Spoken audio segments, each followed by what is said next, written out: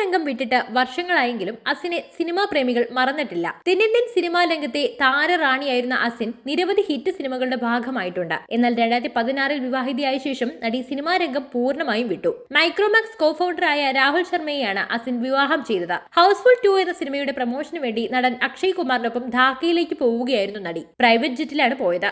അവിടെ വെച്ച് അക്ഷയ് കുമാർ രാഹുൽ ശർമ്മയെ അസിന് പരിചയപ്പെടുത്തി. പിന്നീടാണ് താൻ യാത്ര ചെയ്ത് പ്രൈവറ്റ് ജെറ്റിന്റെ ഉടമ രാഹുൽ ശർമ്മയാണെന്ന് അസിൻ അറിയുന്നത്. ഇത്രയും വലിയ ധനികരായിട്ടും സാധാരണക്കാരെ പോലെയാണ് രാഹുൽ ശർമ്മ പെരുമാറിയത്. ഇത് അസിനെ ഇഷ്ടപ്പെടുകയും ചെയ്തു. ശേഷം പരസ്പരം അടുത്ത രാഹുലും അസിനും കുറച്ചുകാലം ഡേറ്റ് ചെയ്തു. ഇതിനുശേഷമാണ് വിവാഹ ജീവിതത്തിലേക്ക് കടക്കുന്നത്. ആഘോഷപൂർവ്വം നടന്ന വിവാഹത്തിന് ബോളിവുഡിലെ നിരവധി താരങ്ങളും എത്തി. രാഹുൽ ശർമ്മയുടെ അടുത്ത സുഹൃത്താണ് നടൻ അക്ഷയ് കുമാർ. ഒരിക്കൽ രാഹുലിനെ കുറിച്ച് അക്ഷയ് കുമാർ സംസാരിച്ചിട്ടുണ്ട്. രാഹുൽ വളരെ നല്ല വ്യക്തിയാണ്. ഞങ്ങൾ തമ്മിൽ ആഴത്തിലുള്ള സൗഹൃദമുണ്ട്. ചിലപ്പോൾ 2-3 ആഴ്ചകൾ സംസാരിക്കാതിരിക്കും. എന്നാൽ പിന്നീട് നിർത്തിയിടത്ത് തന്നെ വീണ്ടും തുടങ്ങുമെന്നും അക്ഷയ് കുമാർ പറയുന്നു.